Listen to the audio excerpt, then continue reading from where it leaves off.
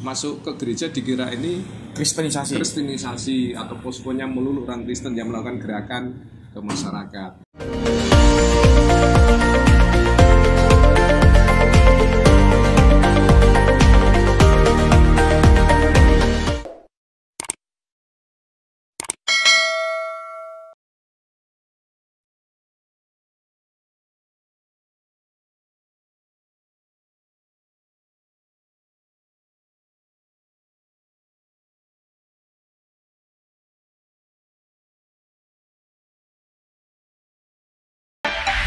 Halo Sobat Cafe Pastur, saya Romo Juve. Sekarang saya berada di Gereja Stasi Santos Fransiskus Xaverius Pacitan. Nah, di sini ada Romo Projo yang bertugas di daerah tapal batas atau perbatasan Kuskupan Surabaya dan Kuskupan Agung Semarang. Nah, kita akan tanya-tanya sama Romo Projo, yaitu silakan Romo, perkenalan. Romo siapa? Romo Projo. Hai Sobat Pastur, kenalkan saya Romo Sabas. Saya bertugas di wilayah gereja ini Santo Fransiskus Xaverius Pacitan yang menjadi wilayah paroki dari Santa Maria Ponorogo. Kemudian saya di sini sudah 4 tahun. 4 tahun ya? 4 tahun berjalan. Wow. Oh ya, kalian tahu Pacitan itu sangat indah sekali. Nah, kalau teman-teman tahu, dan Romo Sabas ini sudah 4 tahun di sini. Tapi paroki asalnya di bertugasnya di Ponorogo ya. Gereja Katolik Santa Maria Ponorogo. Cuman Romo Sabas khusus di pendampingan khusus di daerah Pacitan ini. Nah, berikutnya nih Romo, mau tanya nih, suka dukanya Romo Projo yang bertugas di Gereja Stasi Tapal Batas ini bagaimana? Biar teman-teman tahu nih. Dukanya dulu, baru nanti cerita suka. Oke, siap. Iya. Dukanya yang pertama, keterbatasan sumber daya. Oke, ya. Baik sumber daya modal, ya keuangan atau ekonomi gereja. Lalu yang kedua adalah sumber daya manusianya. Oke. Karena kita tahu ternyata di wilayah Pacitan ini ya tanda kutip umat yang jauh jangkauan dari paroki 80 kilo, daerah terpencil, kemudian untuk pembinaan umat juga kurang maksimal. Maka ketika saya datang ke sini ya, lalu kita adakan pembinaan dan sebagainya. Lalu untuk keterlibatan hidup menggereja juga masih, walaupun sedikit tetapi masih agak sulit juga. Ya. Dan istilah ungkapan Katolik getihnya itu kurang terasa. Getih itu berarti semacam totalitas, radikalis bagi orang Katolik itu kan. Yang mengakar, radix. Jadi radix itu yang mengakar. Nah, Romo Sabas ini berada di tapal batas ini sungguh-sungguh menghidupi getihnya beliau, totalitasnya beliau berada di situasi yang memang ya terbatas apapun itu. Ya. Oke. Lalu masalah suka ya. Sukanya itu hidup manusia kan tidak hanya masalah pahit saja, tapi juga ada manisnya. Tidak hanya pahit seperti ini saja ya, tapi juga ada manisnya. Oke, soal sukanya, kebetulan saya senang di aktivitas berpetualang, alam bebas dan sebagainya. Pacitan ini memang dari sisi passion atau rasa ya, itu saya cocok di sini. Lalu yang kedua masalah kultur di sini juga kultur yang masih tradisional, kemudian warga juga welcome, luar biasa, mereka terbuka dengan gereja. Lalu yang ketiga itu soal dukungan para romo, ini juga penting. Ya. Seperti sekarang ini ya, saya ke Romo Sabas ini, main ini mendukung Romo Sabas ini. Ora malah ngerugikan. Oke, siap. Lanjut. Terus dukungan. Oke. Dukungan dari teman-teman Romo sangat luar biasa. Yang penting kita terbuka lah dengan teman-teman. Ada kesulitan apa, cerita. Nah, teman-teman Romo banyak yang mendukung segala aktivitas yang saya lakukan di Pacitan ini. Itu 3 suka hal yang menggembirakan. Maka saya kerasan di Pacitan. Wah, Oke, berikutnya nih Roma, ini kan situasi ya. Jadi kita kan makanya pakai masker kemudian. Ini mau tanya ke Romo Sabas, karena Romo Sabas ini Romo yang getih ya. Getih ke soal. Jadi Romo Sabas ini dulu juga di Romo ya, mendampingi Karina juga ya. Karina Karitas Keuskupan Surabaya. Sekarang mendampingi corona. Sekarang mendampingi corona. Nah, situasi pandemi ini teman-teman, betapa luar biasanya. Korban rondo nakal. Betapa luar biasanya. Jadi sudah bertugas di tapal batas perbatasan. Nah, Romo Sahabat ini masih punya hati untuk membuat sebuah posko. Posko namanya posko ini Komporsium Relawan Pacitan. Ya. Jadi poskonya Romo Nuju. Nah, ini salah satu 10 perintah Allah menjadi 10 perintah Wawaler posko otong. Nah, itu ada kelamin. Jadi teman-teman jangan salah tafsir ya. Kelamin itu adalah kelengkapan alat makan dan minum. Nah, ini. Nah, otong itu siapa? Nah, Romo Sahabat menjelaskan. Otong itu istilahnya itu berasal dari mana? Tapi enggak apa-apa, Dedin kok. Ya. Oke, untuk Otong dulu. Apa suka dukanya dulu? suka dukanya sudah dia. masalah posko gitu. Ya posko, Ya. Membentuk posko. Ya. Penjelasan otong. Ya, nanti ke situ. Ya, nanti ke situ. Oh, posko Kalau Romo nang mejo, iki weder. Oh iya. Maksudku. Ya, Terus. Untuk posko di gereja ini Suka duka membangun membentuk Posko, posko, ya. gugus tugas COVID. sebenarnya ini posko berawal dari kejadian banjir 2017. Di mana gereja juga terlibat dalam kegiatan kerelawanan atau menolong sesama. Kemudian di posko ini akhirnya kami semula membuat namanya Karina Sego Berkat. Karina Sego Sego Berkat. Berkat. Sego Berkat adalah sego nasi khas Pacitan. Kayak sego kucing dan sebagainya. Iya. Itu sego kire. Ya kita selalu bion. Kami diharapkan gereja ini menjadi berkat bagi orang-orang di sekitar. Oke. Dan inilah gereja yang berwajah sosial. Kalau di sini mau menekankan soal jumlah umat yang begitu besar, begitu banyak, itu tidak bisa. Iya. Tetapi bagaimana gereja yang kecil harus bermutu, berkualitas di tengah masyarakat. Itulah ibarat seperti sego berkat, Berkat ya. menghidupi Dan masyarakat hidup dalam Pacitan. berkelimpahan rahmat Dan dikenal oleh lingkungan masyarakat. Karena di sini gereja ini gereja tapal batas. Tapi tapal batas itu akan harus kelihatan. Iya, betul. Tapal batas itu harus kelihatan. Jadi warna. Jadi warna tersendiri dan menjadi kekasan dari sebuah wilayah. Oke. Maka gereja harus kelihatan di tengah masyarakat. Oke. Kemudian berkembang sekarang pandemi corona. Iya, ada sponsor guys. Sponsor. Bentar. Ini ledang bahasa kami. Oh, Ledang itu kampanye dengan speaker lalu keliling kampung. Oh iya. Itu ledang. Lanjut. Ya. Menjadi Akhirnya sekarang Karina Sego Berkat itu bergabung dengan berbagai lintas komunitas kerelawanan yang ada di Pacitan. Ada namanya komunitas Sor Asbes. Ada ETD Etan Tembok Dhuwur itu samping penjara. Kemudian ada Petarung Kehidupan. Ini teman-teman dari pondok pesantren, latar belakang pondok pesantren. Kemudian ada Posko Punung, ada Aksesari dan sebagainya. Ini bergabung namanya Komporsium. Bukan komporsium yang macam konsorsium. Bukan konsorsium itu. Komporsium artinya itu komunitas orang koplak yang suka bikin senyum. Oke. Koplak itu apa, Romo? Koplak ya kayak awakmu kuwi. Oke, siap. Iya. Gak apa-apa. Oh, wong gendeng. Bully itu yang koplak. mendidik ya gini, Iya. guys. Seperti Sinom. Terus lanjut. Iya, Komporsium.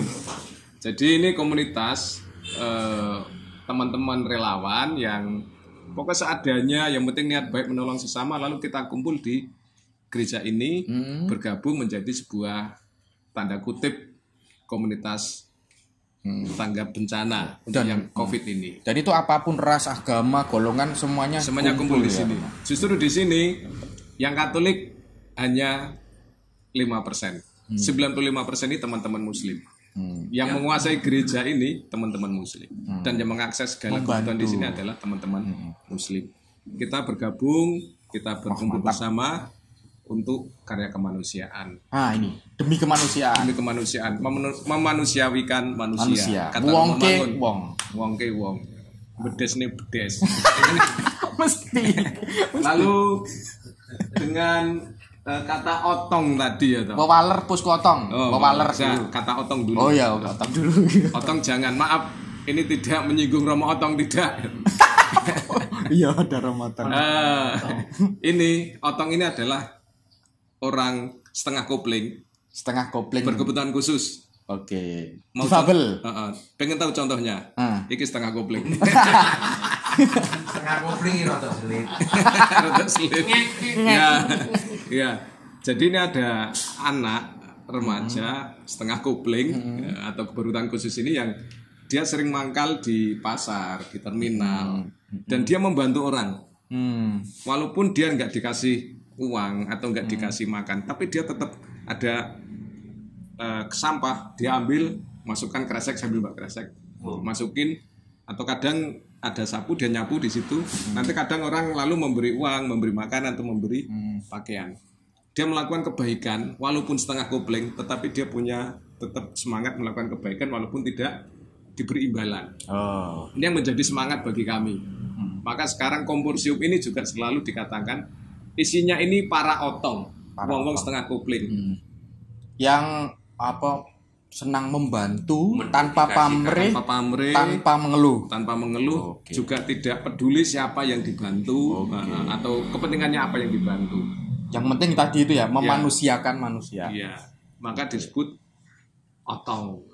Lalu kami yang berada di dalam posko otong ini disebut otongers. Otongers. Ya. Relawannya namanya otongers. Relawan. Kalau itu otongers, otong pikirannya ngeres gitu.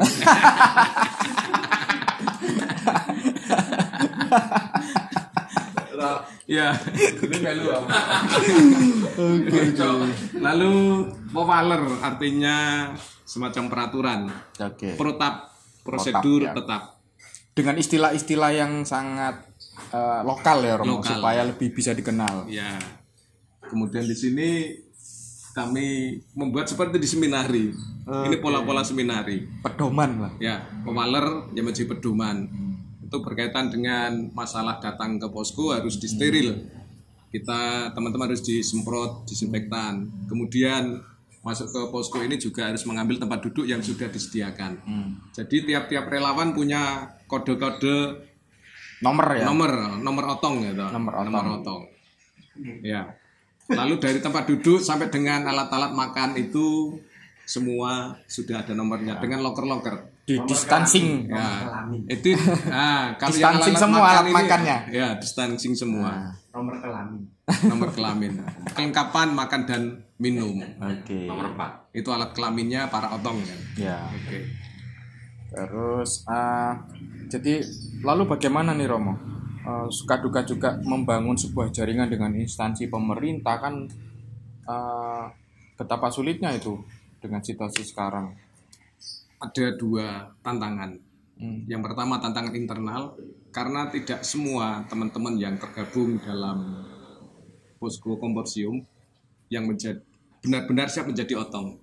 Ada yang masih tanda kutip hitung-hitungan untung rugi. Untung rugi bukan persoalan dapat barang atau imbalan barang, tapi masalah prestis.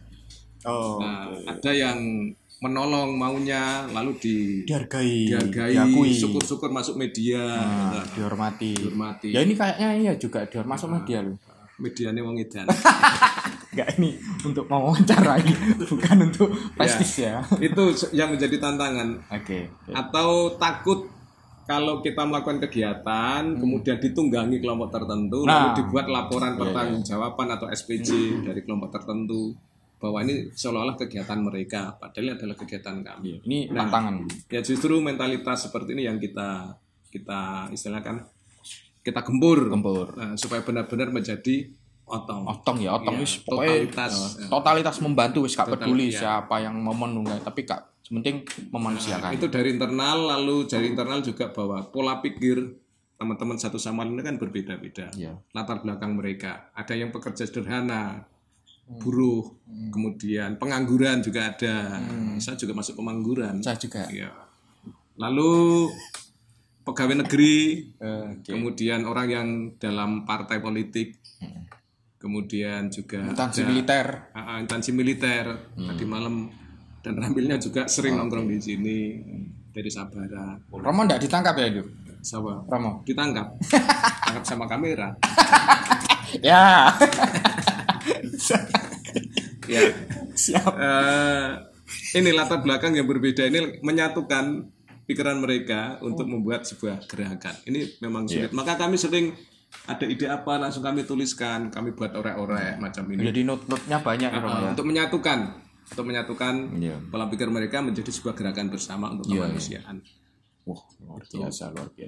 Lalu yang kedua, ini kan dari internal gitu. Yang kedua dari eksternal, di luar komporsium ini. Ya, di satu sisi memang banyak orang yang mengakui tentang kebaikan yang kita lakukan. Di satu sisi juga kan ada juga kecurigaan. Ya. Bahkan ya orang-orang heran, orang yang tidak tahu tentang siapa kita ini masuk ke gereja dikira ini Kristenisasi atau poskonya melulu orang Kristen yang melakukan gerakan ke masyarakat. Maka untuk mengantisipasi ini kami kerjasama juga dengan pondok pesantren yang ada di wilayah Pacitan. Siapa apa aja, Romo? Pondok pesantren mana aja? Pondok pesantren Termas, kemudian Al-Falah Kikil, Al-Falah. kemudian Nurul Sulam, kemudian di pelosok ini Ada. Al-Hikmah. Itu ada 11. 11. Sebenarnya ada 32. Wih. Tapi yang prioritas pertama ini 11. 11 pondok pesantren, guys. Kita kerjasama dengan Luar mereka. biasa. Ya. Nah, kita juga kerjasama dengan santriawati. Santriawati. Jadi relawan otong. Jadi relawan dengan para pengasuh kita juga sudah connect. Ya. Oke, luar biasa teman-teman. Jadi sobat Cafe Pastur, Romo Sabas ini sungguh-sungguh mempunyai jiwa yang bisa survive, bertahan di situasi pandemi ini dan berada di perbatasan antara Jawa Tengah, Jawa Timur, kemudian antara Keuskupan Surabaya dan Keuskupan Agung Semarang. Itu luar biasa.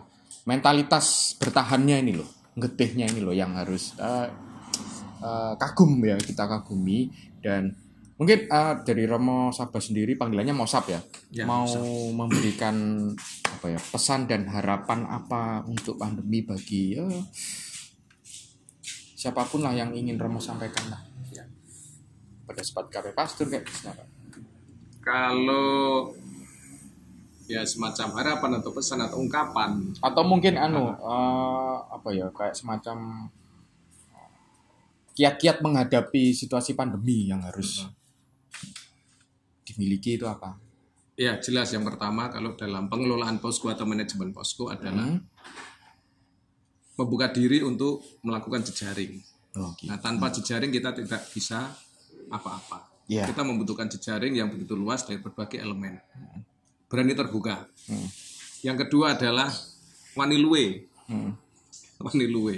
Luwe atau lapar ini ungkapan saja sebenarnya. Artinya mau bersusah payah, berjerih payah, kemudian turun ke lapangan dengan teman-teman. Mendata. Lalu juga hidup dengan pola mereka yang kita layani atau teman-teman yang menjadi sesama pelayan kita dengan pola mereka. Kita hidup dengan pola mereka. Jangan jaga jarak, apalagi ya minta maaf gak mutu-mutu ke kamar, moro-moro mati. Duh. Mati artinya kan mati idealismenya, Iya. mati semangatnya, mati keprihatinannya. Betul, luar biasa. Rezeki melimpah. Maknanya dalam. Rezeki melimpah. Gadget luar biasa, tetapi mati kegunaan bagi sesamanya. Nah, itu bahaya ya. Mati jiwa kemanusiaannya. Wah, itu wis parah. Lalu untuk semacam pesan ya bahwa ya pesan atau ungkapan ya. Apa yang saya lakukan saat ini bukan sebuah hal yang tiba-tiba bentuk saja, bukan mujizat yang golong-golong dari langit langsung saya berubah seperti ini, tapi ini adalah seni yang terus-menerus dilatih. Dan dan pelatihan seni ini sejak di seminari. Oke, Jadi tabisan itu tidak merubah naturalitas kita. Betul. Atau kodrati kita. Tetapi yang bisa mengubah menjadi sebuah habit atau kebiasaan adalah pembelajaran yang terus-menerus. Iya. Tabisan bukan segala-galanya untuk mengubah karakter. Maka kita belajar dari seminar ini. Ilmu-ilmu dasar di seminari sangat dibutuhkan dan sangat penting. Iya. Tetapi ilmu dasar ini harus didagingkan di Masyarakat. dunia nyata, di realitas lingkungan masyarakat kita. Jadi Membawa sabda, bahasanya Romo sabda yang hidup. sabda yang hidup dari mimbar ke pasar. Waduh, pasar Simo. Ditutup pasar Simo. Pasar. Itu ya jadi pelatihan itu sejak dari seminari. Ya. Jadi luar biasa memang teman-teman. Jadi di seminari itu sungguh-sungguh sebuah tempat pembinaan yang bisa membentuk siapa kita, imam model apa, imam dengan cara apa. Karena keberhatinan apa. Karena di seminari itulah nanti teman-teman bisa mencari sebuah pembelajaran sendirilah. Contoh sederhana membantu teman itu sudah menumbuhkan kepedulian, membantu teman yang susah, ikut kerja misalnya opera itu kalian hidupi dimakna itu akan memunculkan sebuah kepekaan terhadap lingkungan juga gitu. Ya. Itu Cukup. Jadi mari kita ngopi otong. Wah, ini Ramadan ini. Oke. Sampai jumpa Sobat Cafe Pastor. Semangat. Semangat.